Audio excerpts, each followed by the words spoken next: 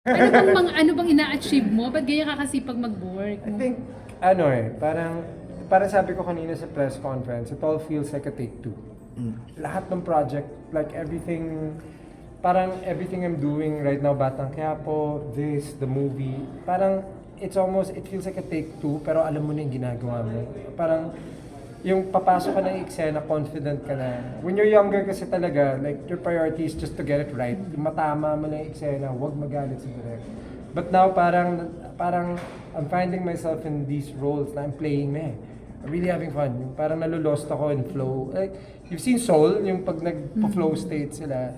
And to be honest, parang as relentless as the schedule is, kasi 6 days a week siya, I look forward to it. I'm so excited and sabi ko nakakapagod, pero yun din yung tatak eh. Parang I go home absolutely exhausted. And that's only when I can say na wow, binigay ko lahat. And that's how I feel right now. Kagaling ko ng Batang Quiapo taping, I'm here in the press conference, and then So hindi ka nakakaramdam ng pagod? Hindi, of course, tao lang naman ako. I do get tired. Pero sabi ko nga, di ba, showbiz now is a lot easier than showbiz before.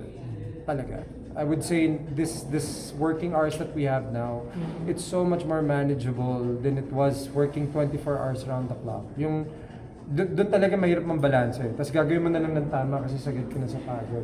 Eto, kung siseryosuin mo yung schedule, magpapahinga ka talaga ng 8 hours in between taping, you won't really get tired. Pero of course, if you're doing other things, kung kunyari ginagamit mo yung oras na yun for other stuff, of course, mahirap mag-balance ng mga maraming project. But I'll be honest, itong version natin ng show business with the Eddie Bill, honestly, ang dumali. It's gotten a lot easier and kung disiplinado kang tao, you can do a lot. Tulad ng ginagawa ko ngayon. Gabi yung papuri sa'yo ni Jem. You're a gem daw dito sa teleserye. Naiyak nga ako kanina when he said that kasi sabi ko, parang syempre, when people see the trailer, sobrang na-appreciate ko yung reaction ng mga tao when they saw this trailer. Na-appreciate ko yung ingay na ginagawa nila for me, for this role, for the project. Pero iba rin talaga when you hear it from your co-actor eh. Kasi alam niya kung ano nakikita niya eh. Alam niya yung ginagawa ko sa set. Alam niya na, pag wala akong ginagawa sa set, I'm really practicing and rehearsing. Kasi sabi ko parang a role like this talaga, a role like this for me talaga, it's once in a lifetime. Hindi ko alam kung magagawa ko siya ulit. So, if this is once in a lifetime, some beses ko lang magagawa, I really have to give everything. So far, ito yung pinakamasama mong character. Ano siya eh? Challenging talaga. It's justified. Ano gagawin mo? Diba? Kung kinulong ka ng mga taon to, and they did that to you, what would you do? Well, diba? Like I said, I pride myself in taking the high road. That's the kind of person I am. But not everyone's like that. Not everyone has patience. Not everyone can understand and empathize something. And yung nangyari dito sa character na ito, ano siya eh, it was really tragic. Tapos may kita mo talaga kung paano ko may ipit sa judicial system natin. And through my immersion, talaga, sabi ko, sinabi ko sa lahat ng inmates sa Mandaluyong, sabi ko, this might not be the nicest role I'm ever gonna do. Baka pag pinanood nyo to, di ba? Na, of course, this isn't something na will be a good representation for them. Pero I promise you, magiging proud kayo sa effort na ibibigay ko dito. It's truly gonna be something na unang beses nyo makikita. At for all the inmates in Mandaluyong City Jail and Cavite City Jail, gusto kong mapanood nilang what lies beneath at maging proud sila. Kasi alam nilang pinaghirapan ko yung role. Paano ka nag-immerse? Ilang araw ka doon? 10 months ako nag-immerse. Bakit ang tagal? 10 months, Nakakulong ka? 3 to 5 days a week. 5 a.m. to 7 a.m.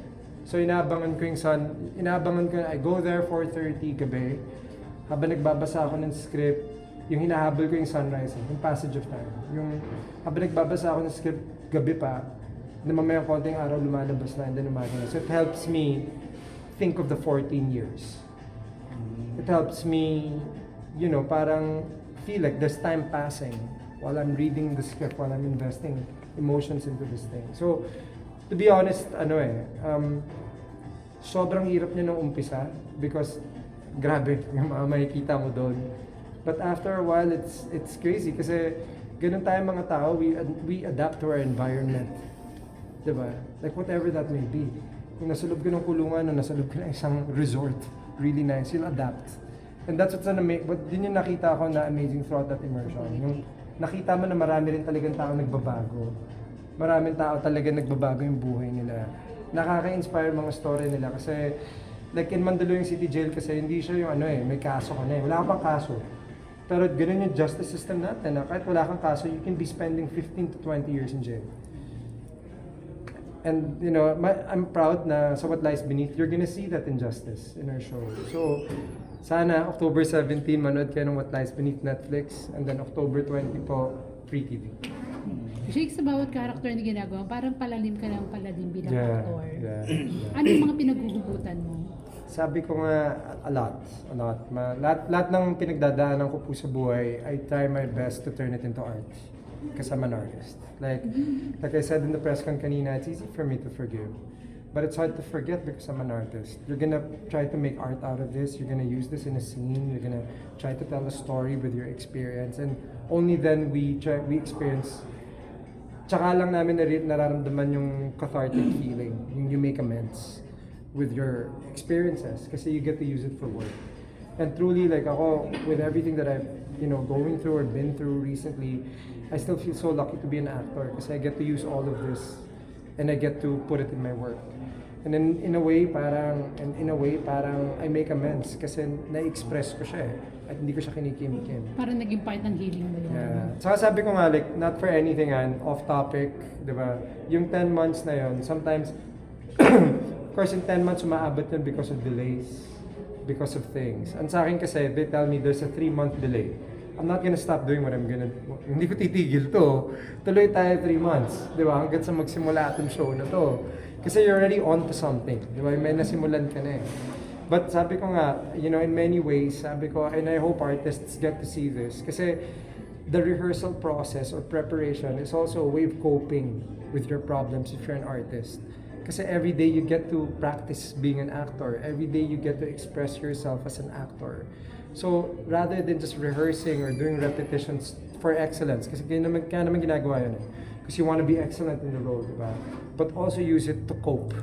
Kasi at the end of the day, let's not forget how blessed we are as artists. Like, we have all these things we have all these emotions that we can use and put it to work. And dun ka magiging magaling. It's when you use your real things and put it into your work. So ang love mo ngayon talaga is acting.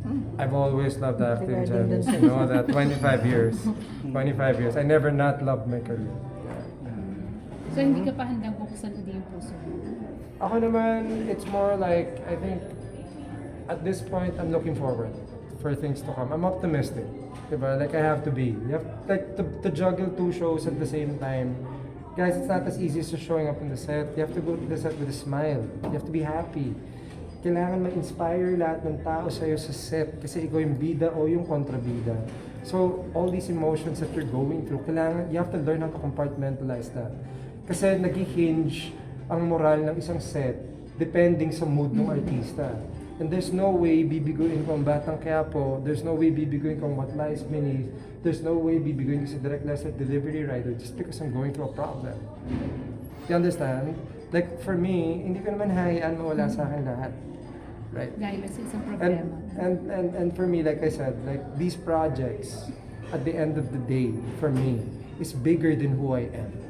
It's bigger than CUENCA. The What Lies Beneath is more important than the name of the artist. We forget that sometimes. Diba? Like minsan, kailangan mong lunukin na lang. Just bite the bullet and do it. And do it with a smile. Kasi people notice in the set. Diba? Like I said, sabi ko, diba, kahit ganito kang kontrabida, diba, na pinapanood ng tao sa TV at ito papanoorin sa What Lies Beneath, pag may pinagdadaanan ka bilang artista, you have an opportunity to be a hero in the set. Kasi hindi mo bibiguin yung mga tao na nasa set. And to me, every single time that's happened to me in my life, I lean into work more. Because work has never, my career has always been here. Kaya swerte ko pa rin talaga. And forever ako nagpapasalamat sa Diyos for this life. The highs and the lows. Because it's made me the person that I am today. And I'm looking for, the person I am today looks forward for tomorrow. Excited ako for what's to come. Tama naman. Yeah. Basta lang, Jake. Anong reaction mo na ikakasal na raw si Gerald? Wow, really? Oh my God, ngayon ko lang nalaman yun. Totoo ba? Are we 110% sure Binalitan ni Nay or Christy. chismis pa lang to? Binalita ni Nay Bumili Christy. na raw kasi ng ring. Wait, I have to hear this from Gerald himself. Oo, Best hindi. friend ko naman yung Correct. Sandali lang, hindi ako yung best man. Tatanungin mo ba siya? Magpumotor kami, so I will find Hindi, out hindi. and I will update you guys. May time ka ba magmotor? Actually, wala. Pero for Gerald, for this chismis, I have to find out. Magmumotor ako para sa kanya. Pero Jake- kung kinuha kang abay, papayag ka, best man. Kay Gerald, kahit ano, kahit ring bearer pa. Even the ring bearer, I'll do it for that. Jake, That's my brother. Kailan ka huli nagmotor? Yung Motor? magkakasama kayo, yung grupo. Grupo medyo matagal na. Yung last ride ko kasama si Gerald sa Dagupan. Nag-ride kami Manila to Dagupan, tapos nag-show kami doon. Hindi, with Hindi, John. one-on-one lang kami Ah, noon. one-on-one One-on-one. Pero yung pinaka-latest ride ko, pag may project kasi ako, I don't ride. Kasi nga isang aksidente, bulilya yung buong schedule mo. And action pa to, suspense pa to. They need me to move. Hindi ako nakaupo. Pero I try to keep it to a minimum. So yung last time ako nag-ride lang kami ni Direk Lester Incognito. Nag-alabang lang kami. Then we just caught up. Kasi siya rin yung director ko sa Iron Arts at sa Delivery Rider. Yeah. So balik kayo ni Gerald, pag may mga ganun kayong labas, may pinag-uusapan kayo ng mga ganun. Ano, kami Ganyan naman, bagay. kami ni Gerald ay, marami kaming ano, actually yung last kwentuhan namin was very, very interesting, but now marami kaming updates sa isa't isa. Medyo matagal na kami hindi nakikita. Ang dami na nangyari sa buhay. Kayo ba ni Julia close? Julia? Yeah, we're good. Okay kami ni Julia. So, ako ever since, I've always been rooting for them. And kahit sa gitna nung mga naririnig natin lahat, I pray for them. Kasi bagay talaga sila sa isa't isa. Pero nabalitaan mo nung nag-break daw sila. Yeah, I heard some stuff, pero I don't wanna go into detail. Huwag naman sa akin magkaling. Balik tayo sa show. Balik tayo sa show. Hindi ko nga sinagot. Nagkabalik ka naman na kaya nga ikakasal Hindi ko, wala pa akong balita. Kasi hindi pa kami nag-uusap. But So, si Jay, I love him. Kasi when I was going through my thing, isa sa mga unang nag-text sa akin, si Jet saka si Paolo Abilino. So, I love those two. Kasi kahit hindi mo hingin, they're there. And for me, with them, kahit anong problema, I'm biased towards those two. Jake, Sorry. please invite the viewers. Jake, updated din sila sa Lahat ba na naging ex mo close Ano? din? Lahat ba naging ex mo close din ni Gerald, nila Paolo? Actually, parang hindi. I don't think they're friends With the exes? Well, nakatrabaho ni Paolo some of them, di ba? Kung iisipin mo sa utak mo. Pero I wouldn't really say na ano eh. Hindi kami maganon eh. Like, Kasi ikaw we've close never mo been a yung mga- scenario na ako yung third wheel siya sa akin. Kasi- Kaya nagsisend. Ha? Laging work is Kasi work. nasabi mo kanina, close mo yung mga jowa nila. Me? Ano? sabi Ako, mo, not me. Si Julia. Si Julia in particular. Kasi sa Palos, nagsimula sa si Julia. So si Julia lang. Yeah. Si Kim. Kim, we just did Secretary Kim. O kaya Hindi nga, ba so close mo close mo rin. Guys, I don't talk about my friends with their ex-girlfriend. Balik tayo sa show. Jake, Hindi invitation. siya nakakalalaki. Pero alam mo kung ano nakakalalaki, manood ng Batang Quiapo. Ay, grabe oh. From Lies Beneath. Pero are you okay now? Are you Me? okay now all the things happen? I have to be, sir. I have to be. Like I said, parang itong schedule na to is very relentless. It's very, very relentless na if you miss one day, domino effect lahat. And it's a big responsibility. So, like I said, parang kahit hindi mo gusto, kahit it doesn't feel right, even if you're not in the mood, you have to push yourself. What have you learned lang, Jake? Me? Last Patience. question. Last question na. Patience. Patience. Not to be reactionary. Patience. Think first. Hindi personal. Sir, Jay, question, hindi personal. Wow, thank you. Hindi ko commenting na dalawa ang magiging show mo sa prime time at back-to-back pa. So, Yeah. what can you tell your audience na parang assurance of them na magkaiba to? Hindi to. Siyempre, kung parang some people say, oy, si Jake parang on magkasundo show. And of course, we know your caliber as an actor. Yeah. So, what can you, Like I said, I'd like to believe I earned this spot. Tinanabaho ko lahat yun. And, if you guys feel like someone else can do two roles at the same time, make it very different and be my guest. But the Lord gave this to me. And ABS gave this to me. So I'm not gonna doubt their plans. I'm just gonna go along with it. And it's not easy, sir. Diba? Like, it's not an easy job. Like I said, if you wanna go and try it, be my guest. For me, I really don't care about the noise. You hear everything already. Diba? As Miguelito, as this, as that. So the noise doesn't bother me. For me, I really worked myself to the ground for these two projects. I think trailer pa lang, you can already see the difference. So just imagine when you watch it. Diba? I can confidently tell you that Miguelito Guerrero and Edong Santiago are two different people completely. Sabi ko, if the agenda in Batang Quiapo is to lead with my ego and confidence and to be this corrupt politician and embody that, dito it's, kung nanggigigil kayo kay Miguelito, dito matatakot kayo. Kay Edong. So, I don't want to hype it too much, just watch it.